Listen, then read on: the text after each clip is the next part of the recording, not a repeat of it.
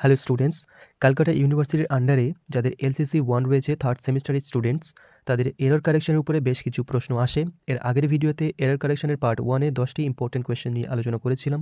যারা দেখোনি অবশ্যই সেই ভিডিওটি দেখবে। আজকের ক্লাসে পার্ট 2 এরর কারেকশনের উপরে এখানে 15টি ইম্পর্টেন্ট কোয়েশ্চেন্স নিয়ে ডিসকাশন হবে, যেখানে প্রত্যেকটা কোয়েশ্চেনের পেছনে কেন ভুল তার লজিক সহ আলোচনা করেছি। সবচেয়ে প্রথম প্রশ্ন রয়েছে, he is my cousin brother. খুবই কমন একটা মিস্টেক, কাজিন ব্রাদার হয় না। কাজিন কথার মানেই হচ্ছে খুড়তুতো ভাই বোন বা মামার ছেলে মেয়ে সম্পর্কে, মামা যে তার ছেলে মেয়ে বা পিসির ছেলে মেয়ে তোমার যে সম্পর্কে হয় সেটা কাজিন। তো এখানে সেই কাজিন মানেই হচ্ছে খুড়তুতো ভাই বোন বা মামাতো ভাই বোন বুঝিয়ে দিচ্ছে, তাই কাজিন ব্রাদার বা কাজিন সিস্টার এরপর হবে না। সঠিক উত্তর হচ্ছে he is my cousin. Next, he committed A blunder mistake. খুবই বড় মিস্টেক, এই সেন্টেন্সটা নিজেই একটা মিস্টেক। এটা সঠিক উত্তর হবে হি কমিটেড এ ব্লান্ডার। ব্লান্ডার মানেই হচ্ছে মারাত্মক ভুল, এরপরে মিস্টেক বলা এটা আরও বড় ভুল। এটা হচ্ছে সুপারফ্লুয়াস এর ভুল আছে, মানে হচ্ছে একটা অতিরিক্ত শব্দ, এটা দেওয়ার প্রয়োজন নেই। এরপরে যেটা রয়েছে, he is a daily commuter. Commute শব্দের অর্থ হচ্ছে নিত্যদিনের যারা যাতায়াত করে ভ্রমণ করে এমন মানুষকে বোঝায়। ডেইলি কথাটা এখানে একটা সুপারফ্লুয়াস মিস্টেক রয়েছে, এটা অপ্রয়োজনীয়, তাই এটা সঠিক উত্তর হবে he is a commuter. Next question আছে, I do not mind to wait for you. আমি তোমার জন্য অপেক্ষা করা এই বিষয়টা কোনো কিছু মনে করছি না খারাপ। শুনতে সঠিক মনে হচ্ছে, কিন্তু এর সঠিক উত্তর হবে I do not mind waiting for you.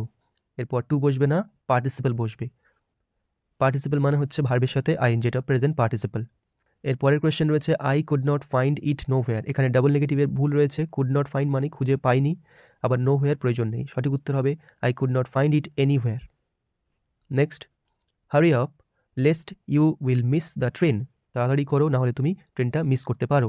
এটা শুনতে সঠিক মনে হচ্ছে, কিন্তু সঠিক উত্তর হচ্ছে hurry up lest you should miss the train.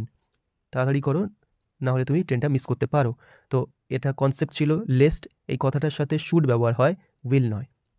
Next আছে, the bravery is a great virtue. সাহসিকতা একটা বড় গুণ।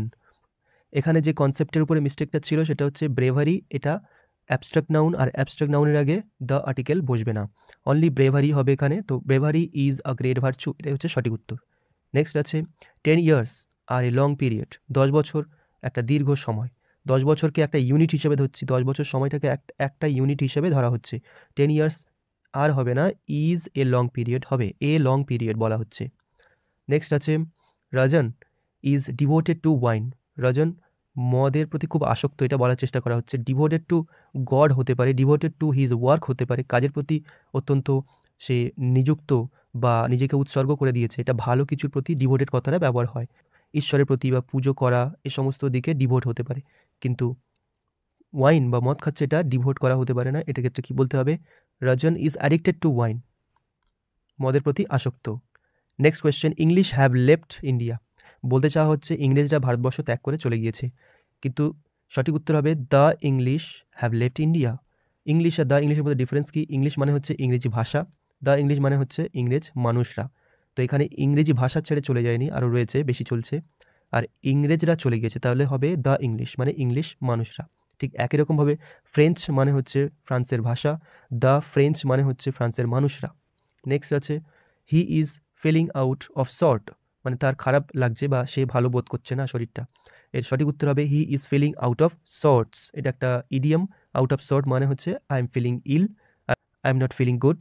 তো এটা সঠিক উত্তর হবে out of sorts. Number 12, the compensation was given to the kins of the victims. কোনো একটা অ্যাক্সিডেন্ট বা কোনো কিছুতে যে প্রভাবিত হয়েছে বা মারা গিয়েছে, ক্ষতিগ্রস্ত হয়েছে, তাকে ভিকটিমস বলা হচ্ছে। সেই ভিকটিমসের কিনস বা আত্মীয়, তাদের কাছে ক্ষতিপূরণটা দেওয়া হচ্ছে।